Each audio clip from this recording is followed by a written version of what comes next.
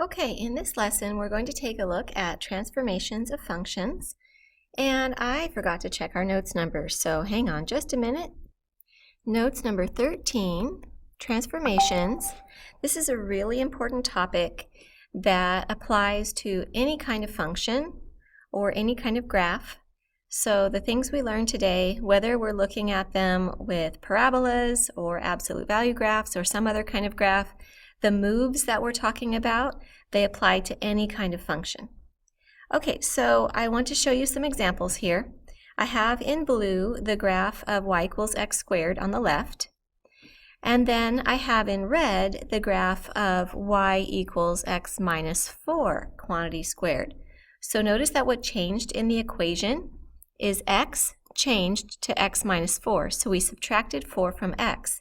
And what did the graph do? It moved 4 to the right. And then we also have the graph in black of y equals x plus 3 quantity squared. So we change from x squared to x plus 3 quantity squared. So we add 3 to x and the graph moves left 3. And then we can see the same kinds of movements starting with y equals the absolute value of x in blue. And then if we subtract 4 from x, it goes right 4. If we add 3 to x, it goes left 3. And notice that we're adding and subtracting those numbers inside the function, inside the absolute value signs. So we're going to generalize this, and we're going to call these horizontal translations, otherwise known as shifts. Okay, we are going to call these changes horizontal translations or shifts.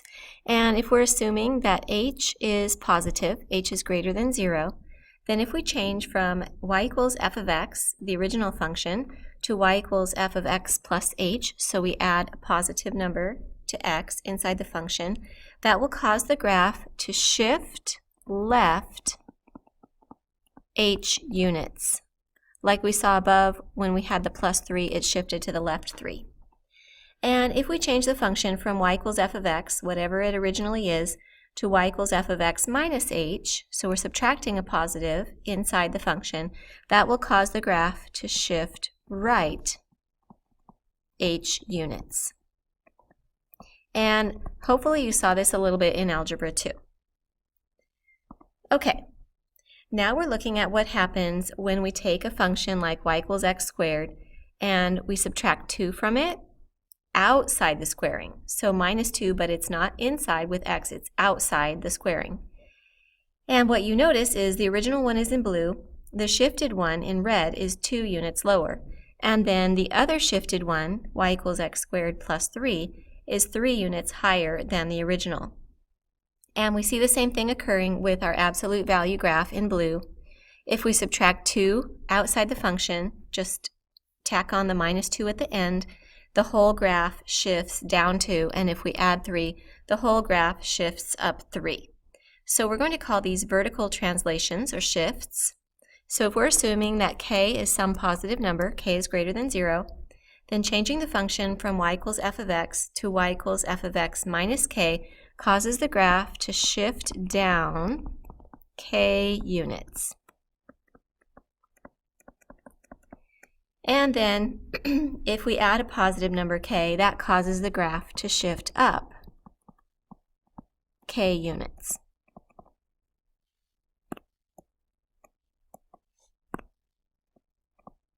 Okay, that one is pretty intuitive because if you think about lines and y-intercept, you're kind of used to that idea. Okay, the next few examples are transformations that you probably didn't learn about in Algebra 2. So we start with y equals sine of x, which is the blue graph, and maybe you haven't seen this graph before, maybe you have, I don't know. You never probably learned about this graph in math class, maybe you've seen it in some other place. That's okay. I just am using it to show you the transformation. So look what happens when I change it to y equals sine of 2x. Compare the graphs. The one that says sine of 2x has twice as many curves in it because those curves are half as wide. So we have a horizontal shrink. The graph was squished in horizontally. And then if we look at the black one, if we have y equals sine of 0.5x or 1/2 x, you'll notice compared to the original that it has half as many curves horizontally because it's twice as wide, so that's a horizontal stretch. And we can see the same thing if we look at a cosine graph. A cosine graph is very similar to a sine graph. We have y equals cosine x in blue, and then I have y equals cosine of 3x. What happens? You get 3 times as much going on in the same horizontal space because you have a horizontal shrink, 3 times narrower. And then for y equals cosine of 1/3 x, you get 1/3 as much going on compared to the original because it's stretched vertically, or excuse me, stretched horizontally 3 times as wide. Okay, so if you see a 1/3 there, you need to think 3 times as wide, not 1/3 as wide. Here's how I like to think of it. Imagine that these are roller coasters. Okay, so looking at the sine graph, well, that looks like a pretty fun roller coaster. But let's look at y equals sine of 2x. That one is 2 times the fun. See, 2x, 2 times the fun. And what if we look at sine of 0.5x or sine of 1/2 x? Well, that one is only half the fun. 1/2 the fun. Okay, that's how I remember whether it's going to be shrunk or stretched horizontally is if that number is greater than 1, then it's more fun because you have more going on in the same amount of space. So let's generalize then. Horizontal stretches and shrinks, changing y equals f of x to y equals f of a times x, where a is greater than 1. So we're talking about multiplying by a number greater than 1, 2, 3, 1.7, 99, something like that. That will cause the graph to shrink horizontally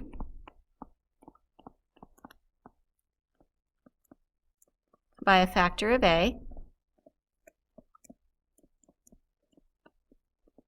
So that would be like 3 times narrower, 2 times narrower if a is 3 or if a is 2, something like that. And then changing y equals f of x to y equals f of ax, where a is between 0 and 1, so still positive, but smaller than 1, like 1/3, 1/2, 0.1, something like that, causes the graph to stretch horizontally. And I chose these examples of the sine graph and the cosine graph because you can see nothing happened to them vertically. They didn't get taller or shorter, they just got wider or narrower. Stretch horizontally by a factor of a. Okay.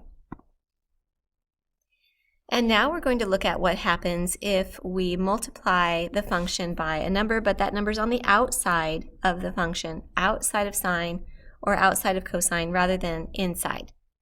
So if you multiply the sine function by 2, look what happens. It gets 2 times taller.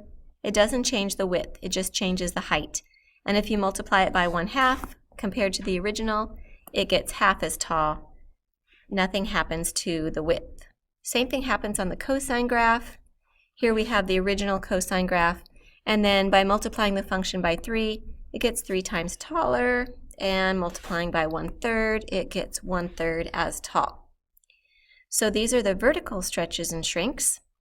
Changing y equals f of x to y equals a number a times f of x, where a is greater than 1, causes the graph to stretch vertically